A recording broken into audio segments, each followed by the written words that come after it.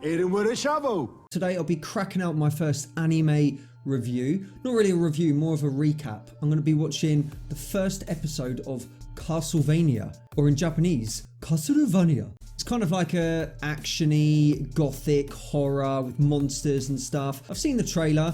My friends all watch it and they say it's quality. 94% on Rotten Tomatoes. Stars Richard Armitage as the main character. So yeah, we're going to be checking out this anime, which started in, I believe, July 2017. Season 4 has just been released, or is being released weekly. I don't really know about that. Yeah, we're going to crack on with the recap of episode 1, and if you've never watched it before, maybe you will also enjoy it. So spoiler, this will basically cover the entirety of episode 1, Castlevania, season 1, episode 1.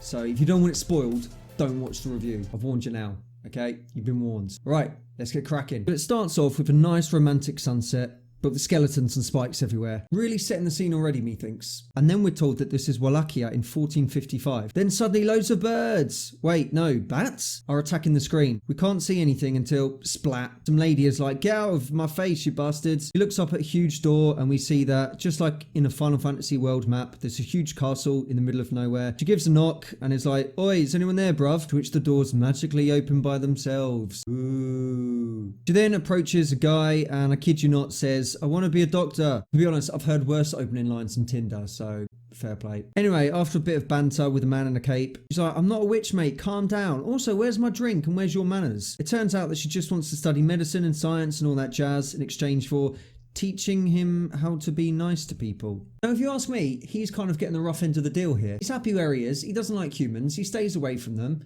But she's like, no, you have to mingle with them because I told you to. So he's going out of his comfort zone, and he has to give up all his secrets. Anyway, we fast forward 20 years and she's been burnt alive on a stake for witchcraft. All these religious zealots are like, we found stuff maybe in her house, so we have to burn her 100%. As she's been burnt alive, she's like, don't hurt them. They don't understand. And they're like, mate, you're mental. Who are you talking to, you stupid witch? Anyway, she dies and we get the opening credits. So far, I'm down. This has got everything I want in an anime. Skeletons, monster stabbings, people being burnt alive on the stake. Moving on, goes to some random village and this guy, possibly Dracula, is moving about, minding his own business, obviously having been taught how to blend in with society. Turns out he's come back to his house after some time away travelling. Some old woman tells him casually that his wife has already been burnt alive and it's too late now. I mean, way to break it subtly to her husband, mate. We then see he cries. Blood! And then he snaps and vows to take revenge on humans. His full Lucifer style mode appears before he becomes a jet of fire and disappears. Villagers are all cheering like, yeah, you got her, boy. You showed her who's boss. Suddenly the pyre that she was on burst outward in a fiery maelstrom and a skull made of fire appears. Satan? Says one dude. The bishop even has the audacity to say, you are not real, even though he's talking to the fiery face. Okay, mate. This pisses Dracula off even more, and so he gives him an ultimatum. 1 year to make your peace and remove your mark from the land, and then I'll kill you all and everything you've ever loved. Yeah, buddy. Anyway, while it's raining down with fire, the bishop meanwhile is like, yeah, well, you aren't real, so I ain't doing shit, boy. Scene changes to Dracula's mansion and it's revealed that he gave a year because it takes a year to summon his monster army. Some random guy who reminded me of Griffith from Berserk is like, don't kill the humans, mate, they're innocent. To which Dracula is like, yeah, but they killed my wife, dude. Griffith kind of like forgets this and they have a standoff after not being able to come to an agreement, and blood is shed. But whose blood? We don't know. We're then shown Wallachia in 1476, a year after Dracula's wife was burnt at the stake. The Archbishop is making some boring speech about how much he served his people and helped them deliver God messages and blah blah blah. He even has the audacity to boast, saying, see, nothing's happened, I protected you. But suddenly dark clouds appear as soon as he's finished boasting and it begins to rain. Only it's not rain, it's blood rain! Okay, I guess that's still technically rain, but anyway, the people are crying, screaming, and suddenly small weird monsters fall from the sky.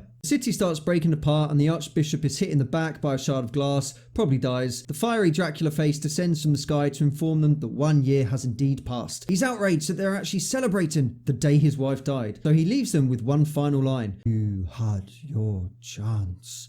before disappearing back into the sky. Suddenly, the entire city is engulfed in flames and his castle, which we saw in the beginning, appears above the city. Shutters randomly open throughout the city and monsters start flying out, eviscerating any citizens that's still alive. One scratch is all that's needed before their eyes turn zombie-like and they die. Nice. People are dying left, right and centre, with some people being cut in half too. Again, proper lovely stuff. Some guys even hiding thinking, haha, I'll be safe here. Ah! The city is now his, but he's not satisfied, so he sends his minions out in the world saying, kill everything. Bit of an over-exaggeration, mate. I mean, yeah, they killed your wife, but just that city killed your wife, not everyone in the world, so calm down. We're then greeted to some random guys in a bar who are having a conversation we've all had at one point or another. One guy hit another guy over the head with the shovel and blinded him, but no, that's not the end of it. Why did he hit him over the head with a shovel?